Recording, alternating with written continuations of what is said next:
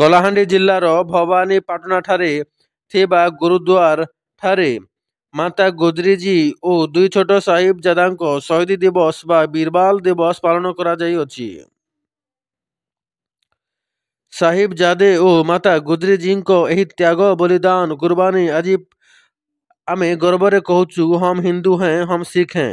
କିନ୍ତୁ ଭାରତ ସ୍ୱାଧୀନ 75 ବର୍ଷ ପର୍ଯ୍ୟନ୍ତ କୌଣସି ସରକାର ଏହି ମହାନ ଆତ୍ମାକୁ ସମ୍ମାନ ଓ ଇଜ୍ଜତ ଦେଇନାହାନ୍ତି। ପ୍ରଥମ ଥର ପାଇଁ ମୋଦି ସରକାର ଏହି ମହାନ ଆତ୍ମାକୁ ଇଜ୍ଜତ ସମ୍ମାନ ଦେଇଛନ୍ତି। ଏହି କୁର୍ବାନୀ ଦିବସକୁ ଭାରତୀୟ ଜନତା ପାର୍ଟି କର୍ମକର୍ତ୍ତା ଓ ଗୁରୁଦ୍ୱାରବାସୀ ମିଶି ବୀରବାଲ ଦିବସ ରୂପେ ମନାଇ ଶ୍ରଦ୍ଧାଞ୍ଜଳି ଓ ସମ୍ମାନ ଦେଇଛନ୍ତି।